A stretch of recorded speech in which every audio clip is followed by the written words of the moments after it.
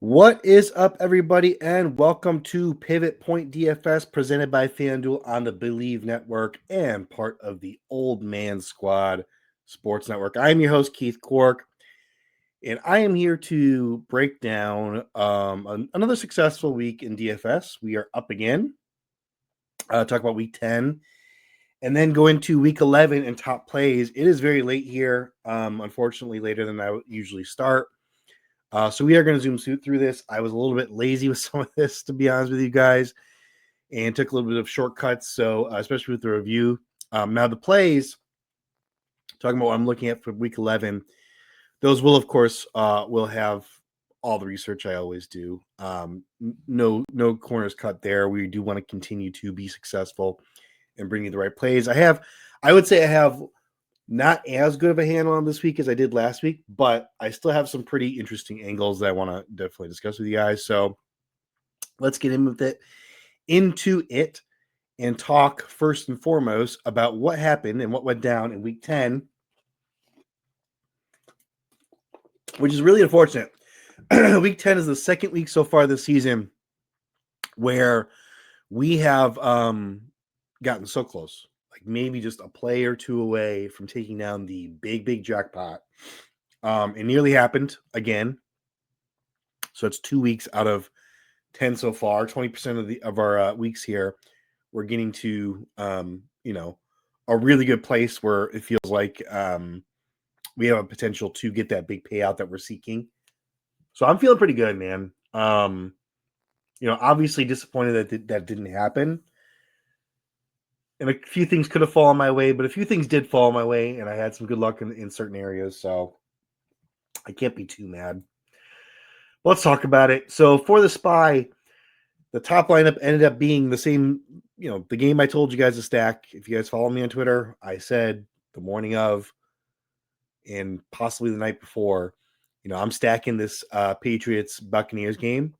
No way around it. This was one that was sticking out to me in terms of line movement, in terms of the pieces you can get in, given the salaries, in terms of just so many things going for it, that I really had a strong feeling that was the game we wanted to stack. So they ended up with Drake May, and they stacked him with Demario Douglas. Demario Douglas absolutely crapped the bed, but it didn't matter because they went on the other side and they triple stacked the other side of this, which was like Buka, Tez Johnson, and Cade Otton. And that was kind of the key that I definitely could have gotten to, was those three guys, like Buka, Tez Johnson, and Cade Otton. And I just didn't get to all three of them. I didn't want to stack that heavily on that game. I didn't expect all three of those guys to go off. And they did. It happened. For the running backs, they had Jahmyr Gibbs and Devon Achane. Gibbs was also a guy that ended up killing me. He had a really big game. As you guys know, Devon Achane was one of my core plays, so I was all over him. Then they put in the flex Trey McBride, which is interesting. I generally don't do two tight ends, one in the flex. It's just not something I'm really interested in. But I can see with Trey McBride how it makes a lot of sense. He's basically, he's 6K. On this upcoming slate, he's 6.3K. And he's basically a wide receiver. There's no way around it. He's to that point where, he's going to outproduce most wide receivers. The salary's gotten to the point where there might be some cheaper wide receivers that have the same upside. That's the only thing I'll say about it. But yeah, I generally don't do that. But I can see why they did it here. And then they had the Jets defense, which absolutely went off, which if you somehow called that, it was 2,800 for the Jets defense. I believe there were, the Jaguars defense was 2,600, and they did really well. That was a defense I was definitely looking at. I would have not landed on the Jets defense. There's just no way. They're playing the Browns. Maybe there's a way of, but it's just too expensive for me. But that's okay. So yeah, interesting there. I could definitely see myself have landing on that. I didn't necessarily play Gibbs, but I didn't necessarily say, oh, I'm definitely not playing Gibbs. I didn't rule him out totally. I don't think I'd play the Jets defense, but maybe if I have extra $200, maybe I go there. So feasibly, I could end up on this. It could have happened. For the Screen Pass, definitely a different one that I probably wouldn't. I was not really looking at heavily. This is less likely I would have landed on this, but they had Jared Goff stacked with Jameson Williams and Jahmyr Gibbs. awesome. No Washington bringback, which turned out to be the right call there. Devon Achane, of course. Nico Collins, who I was on, if you recall, last week when CJ Stroud went down. I considered him a bit this week. I was like, oh, man, maybe we go back to it, but there were other guys I liked more. But he had an absolute monster. Roma Dunze, I've been saying for a couple of weeks he's kind of due for one, and he did finally have a nice game. It wasn't great or anything like that, but 86 yards and a touchdown. And then Cade Otton, and again, a double tight end, George Kittle and Cade Otton, one of the flex. And then the Jaguars defense was definitely something I could have landed on. Less likely I landed on this one, but not a big Jameson Williams guy. It's probably the one piece I'm like, I probably wouldn't land on this. But man, this was a week where a lot of the calls and a lot of the players I would have wanted to be on absolutely went off and had a really good week. So it was a real opportunity here. So let's meet the chalk here. For the chalky running backs here, we had Rico Dowdle, Devon Achane, James Cook, Quinshon Judkins, which I still don't understand why that was a chalk play, Travion Henderson, and Christian McCaffrey. I guess for Judkins, it's because everyone, the Jets traded everyone, so everyone figured the Jets would just lay down and they would just absolutely stomp them. Maybe that happens. Nothing super surprising here, though. Pretty much what we expected. For the wide receivers, Jackson Smith-Njigba, Juwan Jennings, Puka Nacua, Zay Flowers, Amon-Ra St. Brown, Tez Johnson, Jameson Williams, and Emeka Egbuka. Nothing surprises. Nope. Pretty much what we expected as well. QBs, we had Lamar Jackson, Jared Goff, Jackson Dart, and J.J. McCarthy. The one that stands out to me that I did not expect was Jared Goff. People are definitely on these Lions more than I thought they would be, which makes sense. Honestly, kind of a hole in what I was looking at, because why wouldn't you look at the Lions against the Commanders? Maybe I thought they would beat up on them so bad that they wouldn't have to score so much, but they scored 44 points. Tight ends, we had quite a spread on tight ends this week. Quite a few tight ends that people liked. Hunter Henry, Trey McBride, Mark Andrews, George Kittle, Sam Laporta, Dalton Kincaid, and Cade Otton. So, ownership was pretty spread here. I would have expected it to be more in line with other weeks, 4 or 5 tight ends, but instead we had like 8 of them that were pretty highly owned. Looks like 1, 2, 3, 4, 5, 6, 7. 7 of them. I think I have that wrong. Next slide. Let's take a look. Oh, no, that's not the next slide.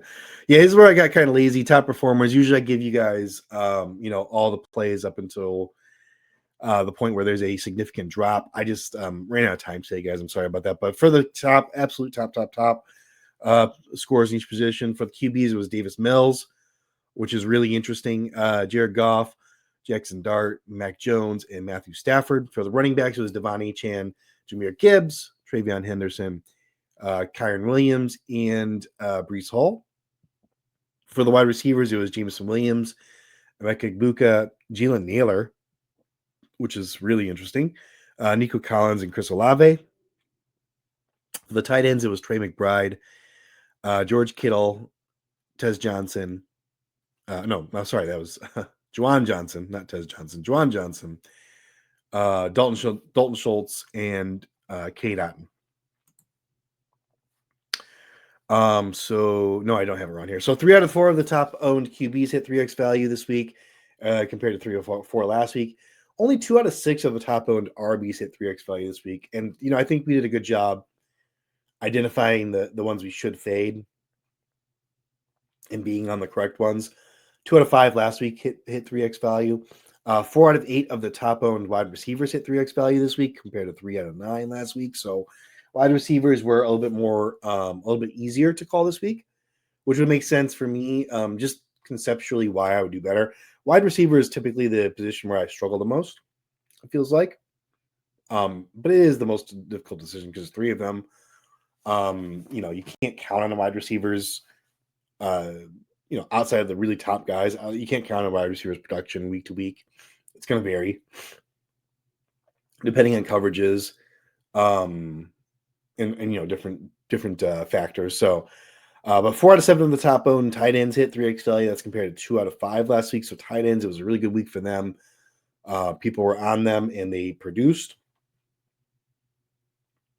52% of the top 25 picks pictured in that slide in the top owned guys hit 3x value, which is really high.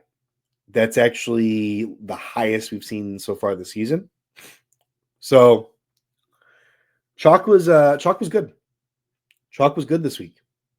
People had the right calls, and the people that we end up being on mostly as a community end up scoring. So there, should have been high scores.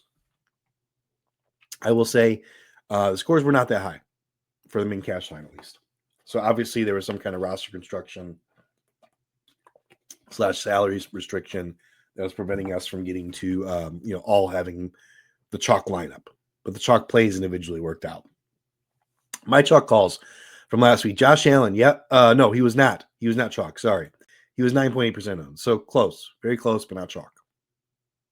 I expect people to gravitate more towards the Bills there in a plus matchup, but that didn't happen.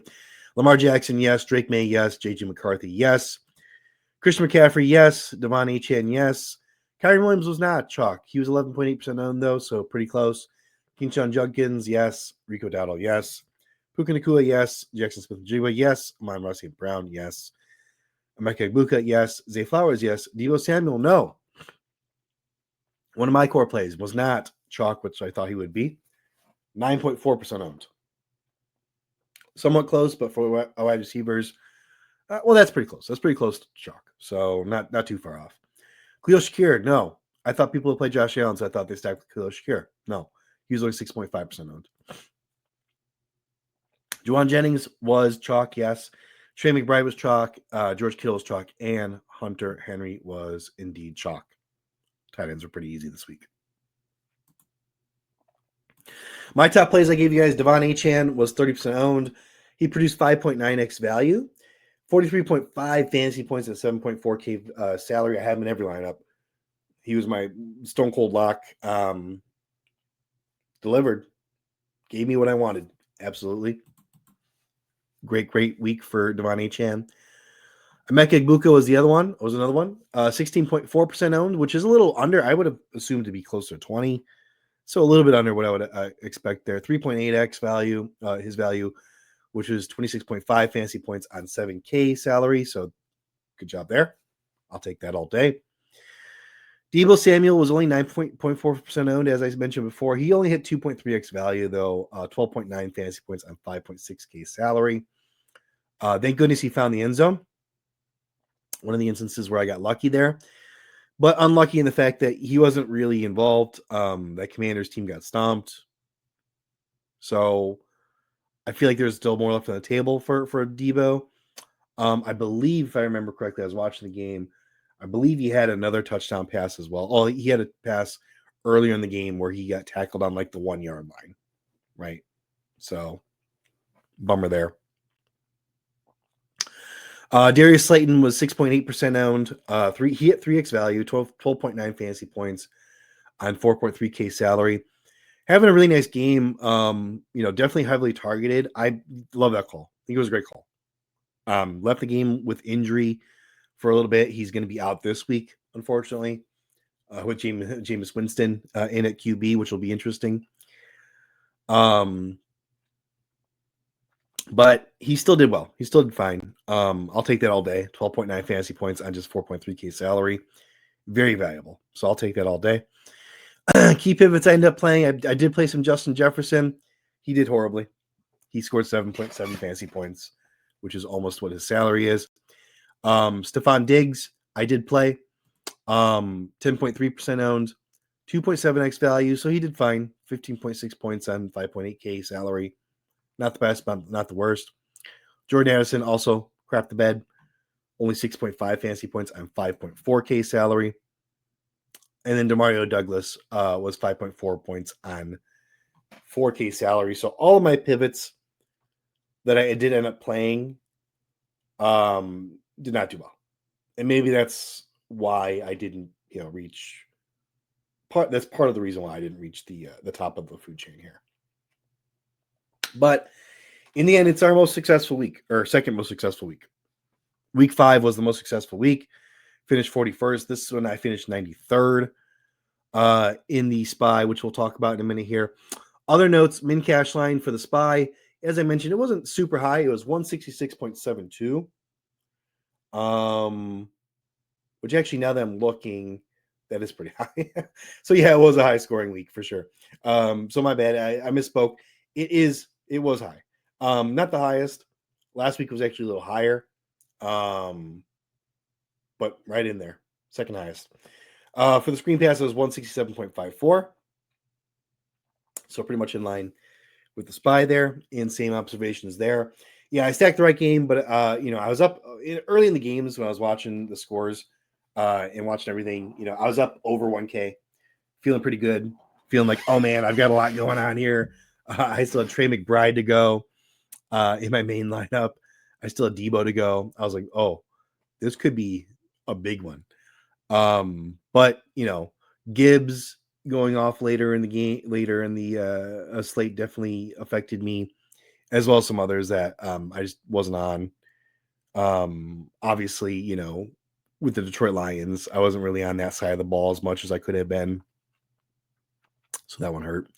Slayton, I already mentioned, left with injury, but he did come back and play, so that was totally fine.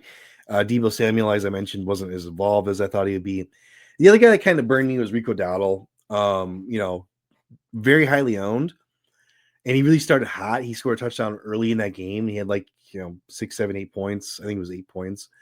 Really early in that game. He ended up with 15, I think it was. So definitely slowed down as that game went on.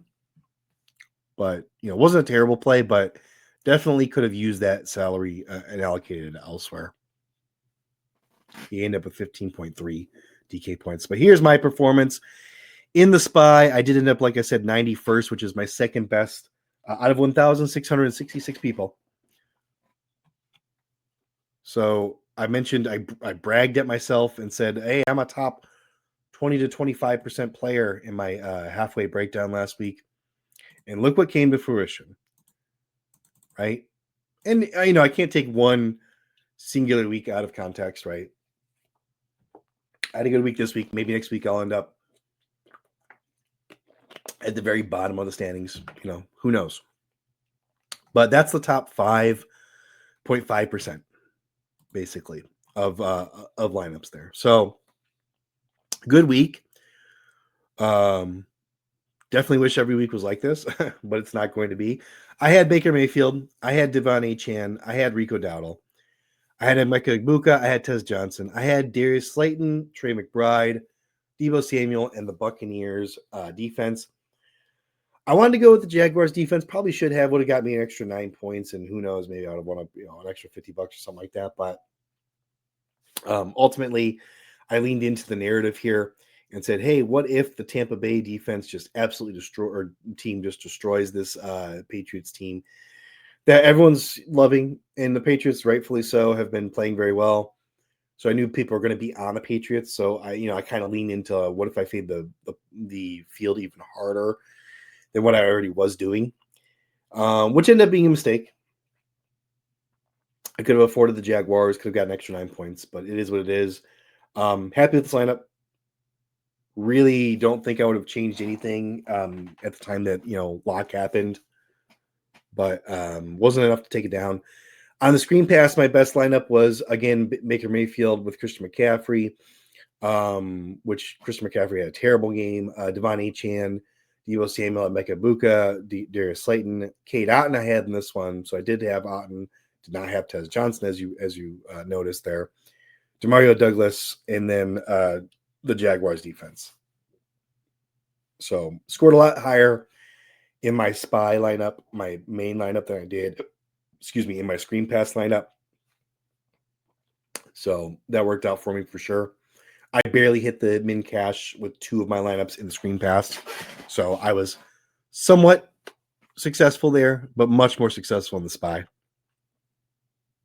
which is a single entry, of course.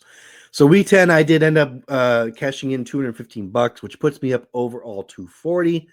So we are playing for free again, which is nice for a couple weeks, just about $50 more, and we'd be playing playing for me for a couple weeks.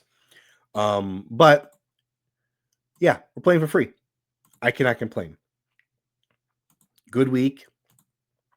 And we're hoping that this week we are even better, which is possible.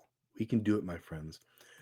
And we can keep a win streak up. There's nothing that says we have to lose. I'm looking back at this right here. Lost in week 1, won in week 2, won in week 3. So 2 weeks in a row there, I won. Lost in week 4, won in week 5, lost in week 6, lost in week 7, won in week 8, lost in week 9.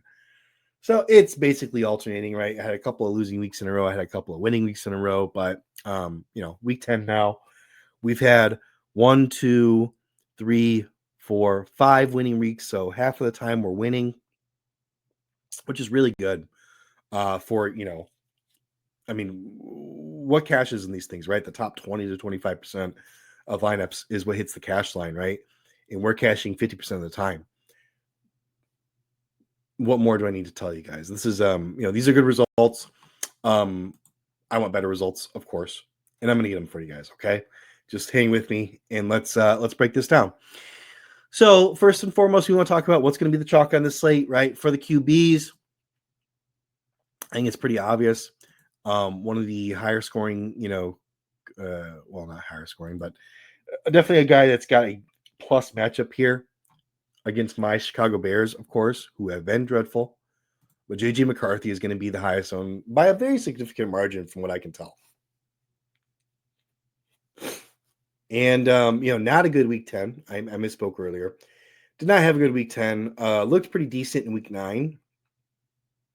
But, of course, with the matchup here, I can get the appeal. So he's only 5.2K. It's not super restrictive. I think I'm probably not going to end up on any J.J. McCarthy. I think there's better options that are cheaper. For the salary, I just don't think I want to do it. If you want to end up some of his pieces like Justin Jefferson or something like that, Jordan Addison, great. I think it's fine. But I'm just not going to go with J.J. McCarthy. Jacoby Brissett, it makes a little bit more sense to me, and he's going to be highly owned. And the reason he makes sense to me is because there's a couple of really attractive pieces we'll talk about on this Arizona offense that you're going to want to get in that are cost savers. I think you need to play one or the other. Okay, and just not to bury the lead, not to just be crazy and make you guys go nuts. It's I'm talking about Michael Wilson, and I'm talking about Trey McBride. Okay, no Marvin Harrison here, so we've got consolidated targets. Everyone seems to be convinced that it's Michael Wilson, not Greg Dortch, that's going to be filling in for that Marvin Harrison Jr. role. If that is the case, he's only 3.8K, so it's a salary move. For that salary and the amount of targets, the amount of work that we're expecting him to get, makes him very valuable.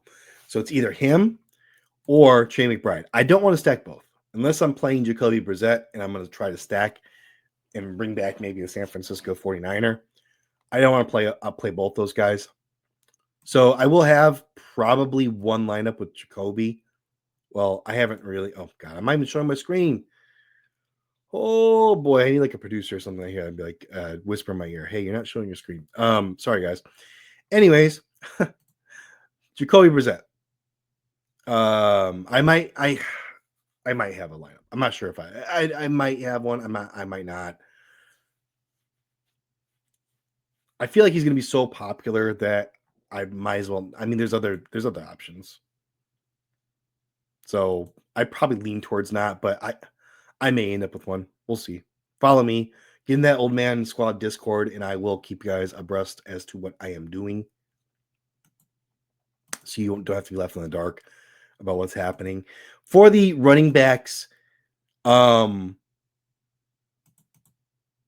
going to have the same guy I mentioned, it seems like every week, and that's Christian McCaffrey. So a lot of people, it seems like, probably are going to be doing a Jacoby Brissett stack or at least having Trey McBride and or Michael Wilson, and they're going to bring back Christian McCaffrey. Kind of boring. It's not terrible.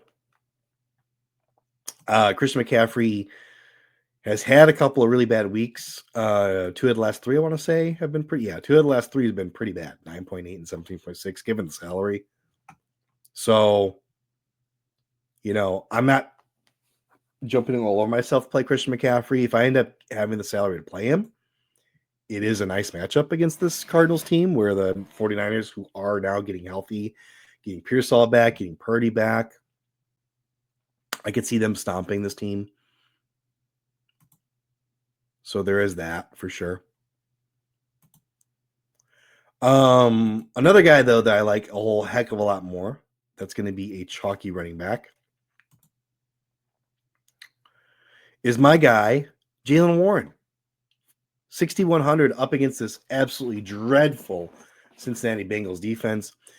Bengals had a bye week last week. And, a lot of talk about how bad they've been on defense and a lot of talk about how they're going to turn that around. They're getting Joe Burrow practicing now, supposedly trying to come back ridiculously early. In my opinion, too early. And maybe it's all smoke and mirrors. Maybe he's not even planning on coming back or something. But supposedly there's a push here in Cincinnati for them to turn the season around quick. So that's my only hesitation with Jaylen Warren. Maybe this is a fired up defense that ends up playing above their station, right? I mean, the Bengals are what? They're 3-1, 2, 3, 4, 5, 6. They're 3-6. I mean, it is now or never. If they're going to turn this thing around, it's got to happen now. But I just think, using our brains, we have to just assume this defense just isn't good. So I do like Jaylen Warren. I like Jaylen Warren a whole heck of a lot, actually. Especially since that Pittsburgh offense, I mean, they probably tried to add a wide receiver or some weapons here for Aaron Rodgers, but their pass game is just kind of all kinds of mess right now. It's a good matchup for them too, obviously. But it's going to be, look at these tight ends are like the offense, right? The Breiermuth, Jonnu Smith, Darnell Washington. These are the guys getting all the targets. And then you've got some DK Metcalf kind of mixed in, right? So it's not the leaning on the run game is not like out of the question, right? That's what makes it super attractive. Funny enough, in the same game on the other side, Chase Brown's going to be chalk. I don't get this one as much.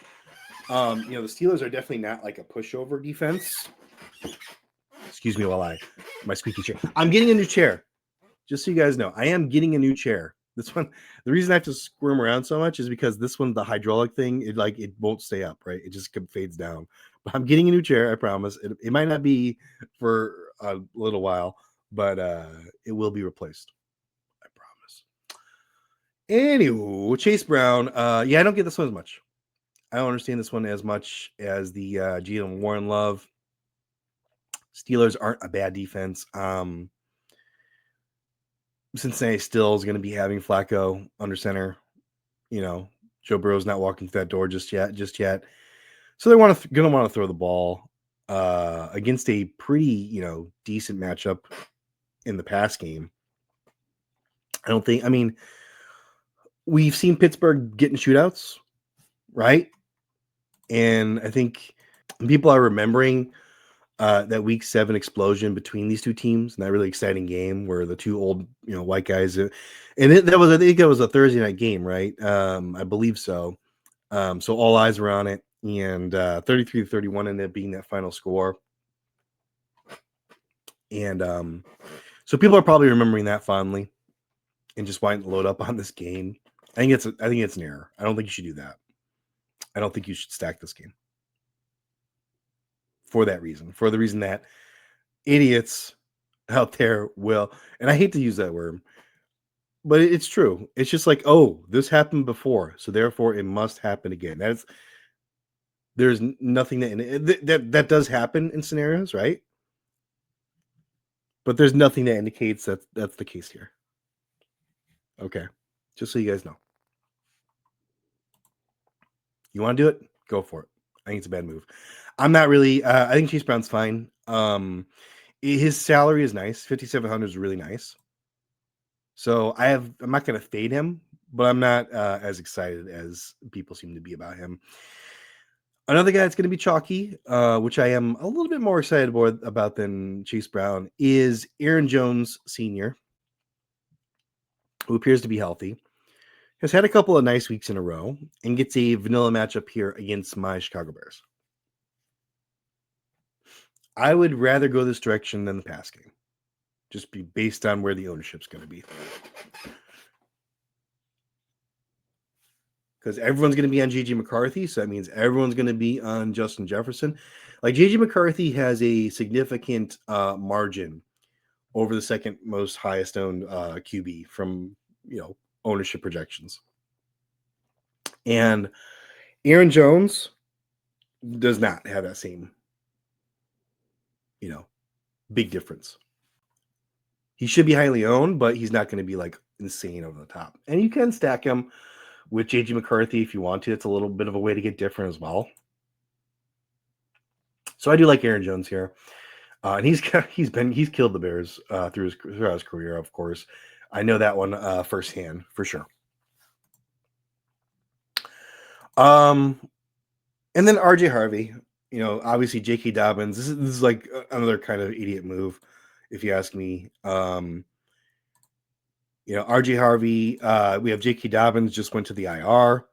It's like, let's glom on to the latest piece of news and the latest guy. This is the guy now, right? This is the guy. They're playing the Chiefs. He's 5,400, which is nice. It's a nice salary. They still have Tyler Bade, however you say his name, Batty. Heck, maybe they even get McLaughlin out there. I mean, there's options for them that they don't have to give RG Harvey like a 3-down role, or they don't have to give him like 100% of the snaps. So, and it's probably gonna be Batty or however you say his name. I have to probably look that up. I'm sorry, guys, but yeah, I'm not in on the RJ Harvey train. No, not gonna do it. For the wide receivers, Jackson Smith and Njigba. And of course, there's no issue whatsoever with that. This is going to be a really fun game between the Seahawks and the Rams. I don't believe they've played each other this season. No, they haven't. But these are two really fun teams with two QBs that just like to unleash, right? So, yeah, no problems at all. Jackson Smith, Jigba. Jamar Chase, people love that game. People are remembering the last game where they hyper targeted him. Pittsburgh's going to have to try something different, right? They lost that game. They let Jamar Chase go absolutely ham on them. He had 23 targets, caught 16 of them. For 161 yards. I'm looking right here. For some reason, FanDuel or DraftKings has him having 0 targets last week against the Bears, and I know that's not true. So that's kind of funny. But anyways, yeah. So I think people are just kind of glomming onto, okay, this is what happened last game between these two teams. It's going to happen again. And it's a struggle because if you do bracket Jamar Chase, then T. Higgins just goes off, right? T. Higgins has enough skill that he's an alpha. So it's a rough. There's no really right answer for the Steelers here. But just assuming that Jamar Chase is going to go off because he did last game in this same matchup that's just dummy thinking. Like, don't get caught up in that. I don't think he's a bad play. I think Jamar Chase is fine, but I'm not like going on my way to roster him. That's what I'll say. One guy I do like a little bit more is Mr. Rashee Rice for the Kansas City Chiefs, and we'll talk about why a little bit more in a minute. But obviously, no Patrick Surtain. And Rice should be pretty heavily owned here, but he's still the clear number one receiver there for the Kansas City Chiefs, and that's a very coveted position. Wan'Dale Robinson is going to be highly owned against the Packers. Obviously Jameis Winston was named the starter. He likes to hyper target and just throw to one target over and over and over again. And Wan'Dale Robinson's a target monster. So I get the recipe. It could be an absolute smash play. I am going to be having him in lineups for sure. We don't know for a fact that Wan'Dale Robinson's the guy that's going to eat all those targets. Maybe it's Ray McLeod. Maybe it's Jalen Hyatt.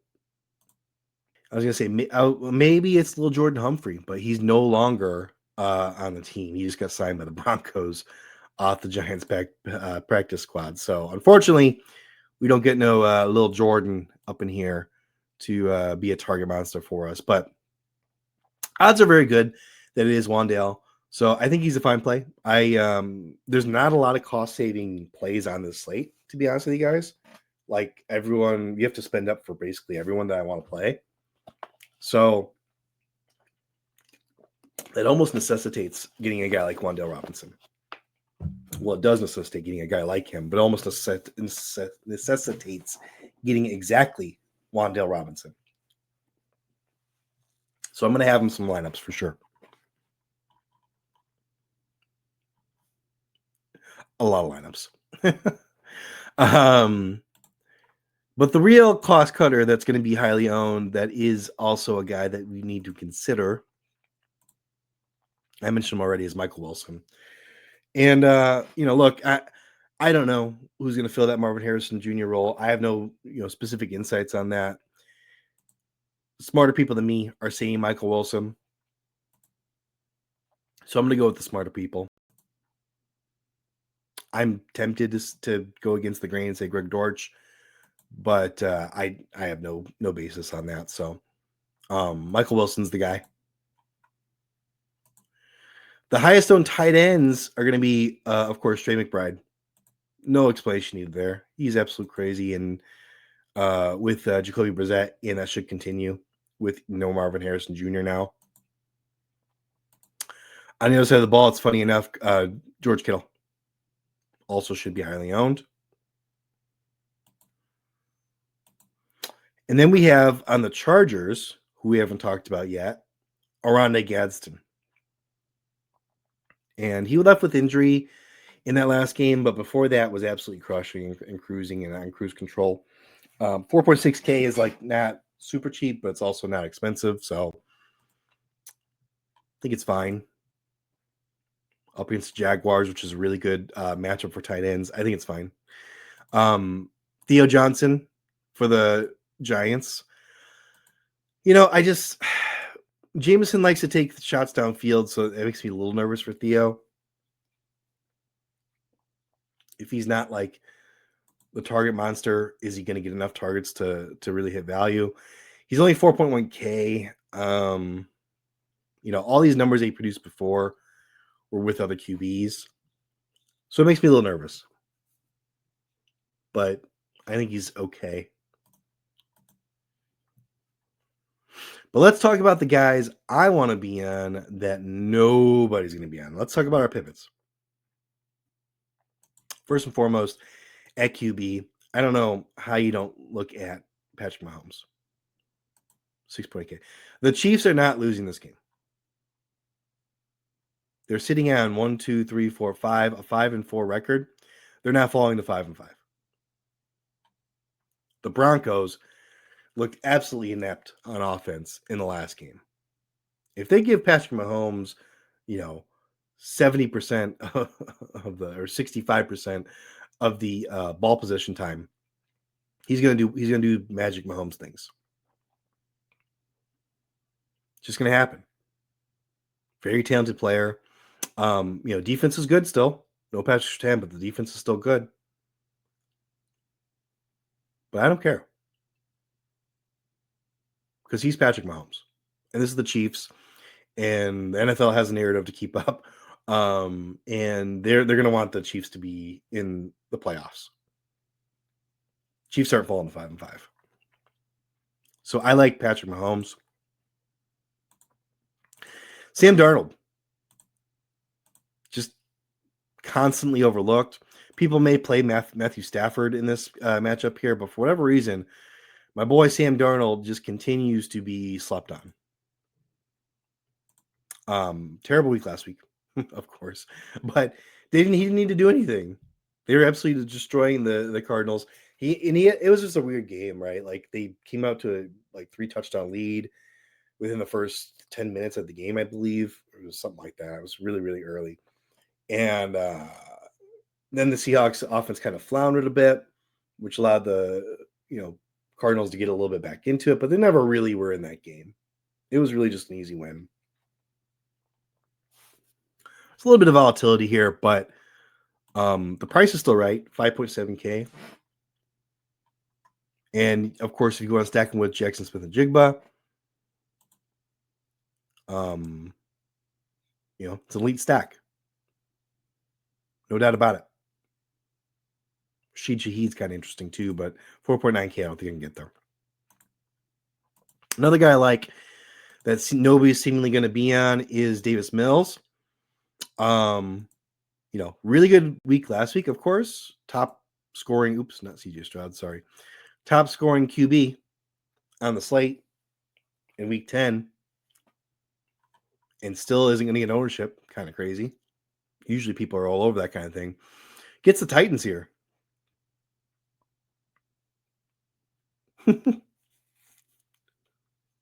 I mean, the issue is, I'm not like super interested in stacking him. I mean, Nico's 6.7K. That's the answer, obviously. I do like Woody Marks here, but I'm not like super interested in stacking this game or stacking this team. So there's a low chance I'll end up with a Davis Mills lineup, but him with a and there's nobody to bring back on Tennessee either. So it's just not a fun game. But stacking him with Nico Collins does make sense, of course. All right. Running backs. Perhaps this might be my poster child for this episode. The running back that's getting slept on, that's not owned, that has I wouldn't say it's a good matchup, but they're in a position where they can succeed. The most hated, Mr. Bijan Robinson. Fantasy managers, fantasy world is pissed at Bijan Robinson because he's not getting the touchdowns. Because Algier Old Vultures touchdowns last week. He's had 3 very quiet weeks in a row. It's just like one of those things where as soon as everybody starts talking down on somebody or everyone forgets about him, everyone says, okay, he's old news. The talent just shows out. The talent comes back and bites with a vengeance. And I just have that sneaking suspicion that Bijan Robinson is going to be that guy this week. Book it. This is the guy. Just like I was big on Derrick Henry that one week and he didn't do anything. This is the guy I'm big on that's not going to do crap. Look, I did say at this point a couple times at least on this podcast to put some respect on the Panthers defense, the run defense. But Atlanta's reeling. They need a win. The coach is talking about Tyler Algier being a superstar. Nobody's going to be on Bijan. And he's still Bijan Robinson. He's still a guy that people are willing to draft in the first round easily. The last 3 years of fantasy drafts. Because this guy is immensely talented. In the pass game, in the run game, can break off long runs. He still, even though he didn't score very much last week, he had a 16-yard run. He had an 81-yard run in week 6. He had 8 catches on 10 targets in week 9. Let's say he gets 120 yards on the ground and he catches 6 balls.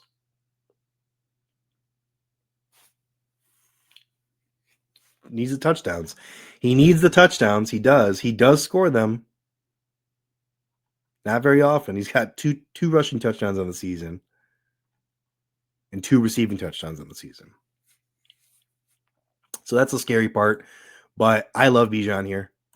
I think just from an ownership leverage perspective, there's no one I like better. Should be pretty highly owned, but coming in less owned than I would have guessed and deserving of more ownership is Josh Jacobs. And he has a fantastic matchup against a Giants offense that's going to be running out Jameis Winston. One thing we don't know about Jameis Winston is that he pushes the ball down the field and he throws the ball away. If he has one of those games where he has 3, 4, 5 turnovers, this Packers offense doesn't need to do anything but run the ball to win this game. Control the time of possession. Keep it out of the hands of a dangerous QB that's throwing it, trying to get big bombs and big plays every single play. Josh Jacobs should be more highly owned than what he's projected to be. Rico Dowdle crapped the bed last week, but he's still the RB1 for the Panthers. And the Falcons defense has not been good in any respect. They've fallen apart at the seams, man. So Dowdle could have another one of those 30-point games.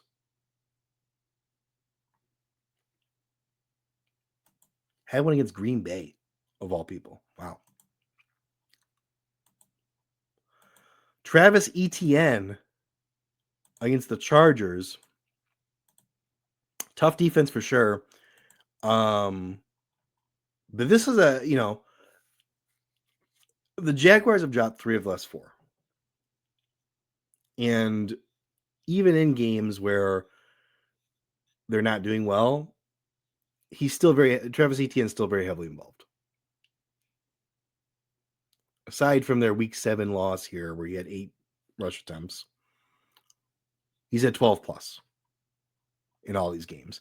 And they're reeling, and their pass offense is definitely leaving a lot to be desired. Now, BTJ, Brian Thomas Jr., is questionable. Could return for this one. That doesn't really inspire me, though. Parker Washington is really kind of the wide receiver 1 at this point. No Travis Hunter, of course. Just lost Travis Hunter for the season. This team has something to prove, right? They had so much goodwill to start the season, and it's all just evaporated in the course of a month. So I do like Travis Etienne here, just from a narrative perspective. And the matchup's not great, but he is going to be the main focus of that offense. Woody Marks. I know this is a guy that other people were on before the season even started, best ball season and stuff like that. Looks like they may get their wish, and they may have made a really great call, because Woody Marks is very clearly the running back 1 in Houston now. It's not Nick Chubb, right? So Woody Marks is the guy. It's the Tennessee Titans. So this is all matchup based. This is a fantastic matchup. Really nice week last week for Woody Marks here. 16.1 fantasy points. We'll take that again at 5.4K salary. I may not end up getting to him, because I don't know if I need to have that kind of cost savings, and I want to spend all my salary if I can. But would I go down? Here's a question. Would I go down from Chase Brown to Woody Marks and leave $300 on the table? I don't think so. I don't think so. I think Chase Brown has the higher ceiling pretty significantly. So I don't think Woody Marks has a high ceiling, but I think the floor is pretty safe. He's 5.4K. So I'd view him more as like a cost saver. There you go. Thinking about it in real time with you guys. Look at that. Drake London. I had to add Drake London here. Questionable with the sickness, but he has a great matchup against this Carolina Panthers secondary. And we've seen him just get all the targets recently. Last week, that wasn't necessarily the case, but before that, he had 16, 10, 14 after coming out of there by targets and was catching everything in sight. So I do like Drake London here. And we'll talk a little bit more about that when we talk about stacking. I think, well, I'll just tell you now. I think stacking Michael Penix. Michael Penix I didn't have on this. I should add him actually to this pivot list. I'm going to add him here and I'm going to talk about him. I like Michael Penix at 4,700 as a low owned. He's right in that Davis Mills, salary range, but his weapons are better. I like his weapons more with their pricing. So we have, Drake London, obviously. We've got Kyle Pitts we can stack him with. We've got Bijan we can stack him with. This Atlanta team quickly becoming my favorite to be a contrarian stack. Very quickly.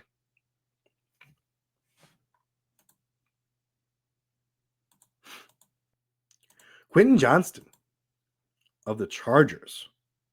Also very much on my radar. What we saw last week with, this offensive line is crap. They're bad. The Chargers have a big offensive line problem because of injuries. And what we saw last week was that they switched up what they were doing on offense, and they ended up going more with quick slants with Quentin Johnston. Quentin Johnston actually had quite a few targets on those quick slants. He had 10 targets. Caught 5 of them, just 42 yards, no touchdowns. So definitely a little bit of risk involved here, but he's only 5K. So it's not the riskiest play. Luther Burden. Going deep in our bag here, but Olamide Zaccheaus has had some really key drops last couple of weeks, and we've seen Luther Burden be the guy to come up with big plays in clutch and key situations. Can we expect a lot from this guy? I wouldn't expect it, but I do think the ceiling is much higher than his 3,700 salary implies. And, he's definitely capable. It was earlier in the season. He caught, 65-yard touchdown pass, 22.8 DK points on 3,700 salary. Yeah, you're taking that all day, right? Absolutely. His salary just keeps dropping. And this kid is very, very talented. A late season stash for all you season long people.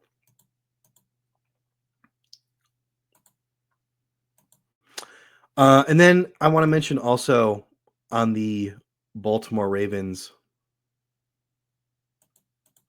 I want to mention Devontae Walker. And this is really getting deep in our bag now. But there's no Rashad Bateman. And what we've seen in previous seasons with no Rashad Bateman is that Devontae Walker has chances for explosive plays.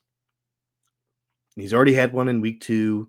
He caught looks like 20. He caught a couple touchdown passes, a 24-yard pass as well. Caught a 34-yard pass in week 3. That was his only catch. Immensely talented, athletic wide receiver.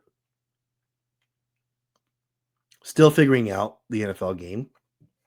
But without Bateman, we may just have the opportunity here for him to have one of those, maybe not multiple touchdowns, but if he reaches the end zone at 3K salary, min salary, paying off for you. So that's a good cost saver for you guys, I think, that has the upside. And then for tight ends, there's a couple here actually that I'll mention. First and foremost is my guy over in Green Bay. Not a successful first week with the job, but Luke Musgrave, maybe a little bit more practice time under his belt. They'll trust him a little bit more. He did end up drawing a PI late in that game, which gave him a chance to, I think that was before their score, if I remember correctly. It was a key moment, and he was targeted, which is kind of huge for me, kind of a big deal. But 3.7K for him. We're hoping for obviously more than 3 catches, maybe hopefully 5 catches we're hoping for here. We're hoping for something like 30 to 40, 35, 40 yards. And of course, we're hoping for the end zone for the real ceiling play. The other tight end here that's a really good cost saver, which I'm not super excited about, but I think, given the cost, Dawson Knox, no Dalton Kincaid, he's already been ruled out. So Dawson Knox, should step into that starting role. Not the best, matchup in the world. And there are other weapons I think Josh Allen can go to. But, Buffalo's searching for answers right now. They haven't looked very good in a couple of weeks. So maybe they throw the tight end more. Maybe that happens. So I do like Dawson Knox. For game stacks, I don't like, none of them really stick out to me right now as a game I really want to stack. It's more like team stacks that I'm looking at. I'm looking at Atlanta team stacks. I'm looking at Chiefs team stacks. So when it comes to Chiefs, I obviously want to go Rashee Rice if I can, but I'm really, really falling in love with going with Xavier Worthy with the Chiefs. I think he could have he's obviously got a huge potential. He's got a big upside. He's not the wide receiver one, but a lot of people are going to be owning Rice. So this is a good, nice, pivot off of that. I do also, of course, like Travis Kelce. So you can do some Mahomes Kelce stuff. Kelsey's only 4,800, which is kind of crazy. And he's had a good season, man. He really has.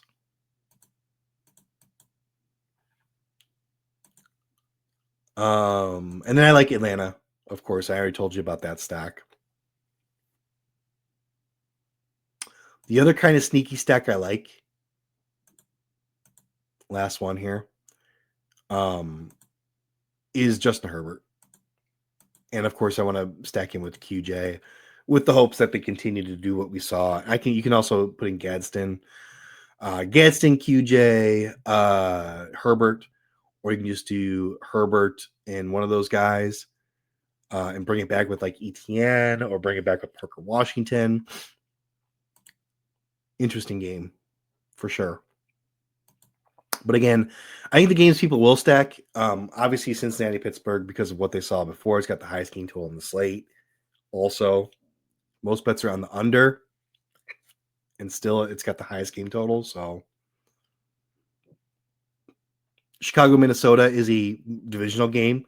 So there's some added incentive there. So stacking that game makes a little bit of sense, I think.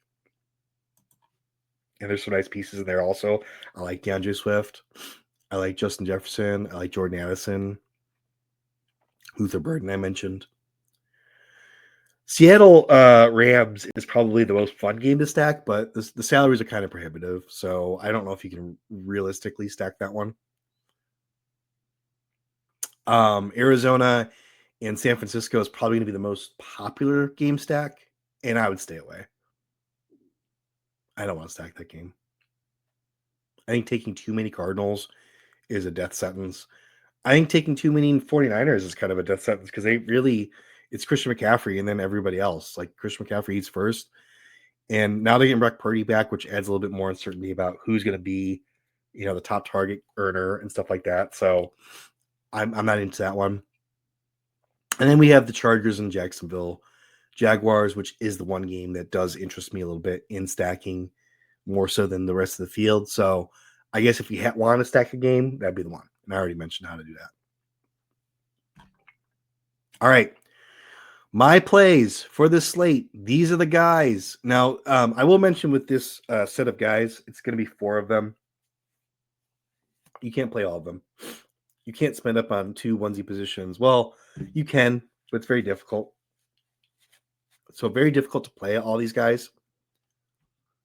So take 3 out of 4 of these guys, I would think. But if you want to play all 4, I think you can. Let's see. Let's get to it.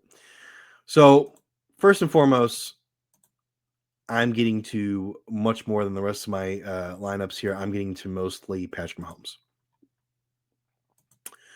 I want Patrick Mahomes. I think you can run him out there naked. I don't have the cojones to do it.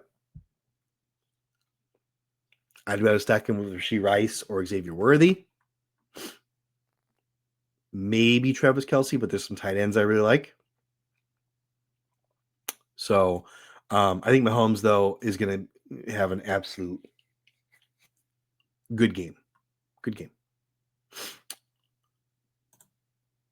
My next lock is going to be Bijan Robinson. I don't know why I said it like that. Bijan Robinson. This is my pivot. Leverage owner on the ownership compared to the talent. I can't get enough of it. So Bijan Robinson is going to be another one. And then for wide receiver, since I'm spending up on some guys, I want to get a little cheaper here. It's going to be Wan'Dale Robinson. I can find nobody else in this price range or below that has this kind of stability. He's going to get targets. Will he be the target monster for Jameis Winston? Very likely. Very likely. Will the Giants be playing from behind? Very likely. There's just too many factors pointing towards this guy being a solid play. I'm going to have him in most of my lineups, if not all. And then the last guy, for many of the kind of same reasons I just mentioned for Wan'Dale Robinson, is going to be Trey McBride. Yeah, I can't get away from him. 13 targets last week. And, that game was just weird. Like that, and the Cardinals were out of it, the whole fourth quarter, basically. They didn't really try. So assuming they don't crap the bed immediately out of the chute in this one, Trey McBride can have an even bigger game, right? 100 plus yards. I think that's on the table for sure. Touchdown definitely on the table. He scored, 5 touchdowns in the last 4 games? Pretty crazy for a guy that really had trouble finding the end zone last season, but that's how touchdowns work, man. They're just can't really predict them. So there's the guys I want to play.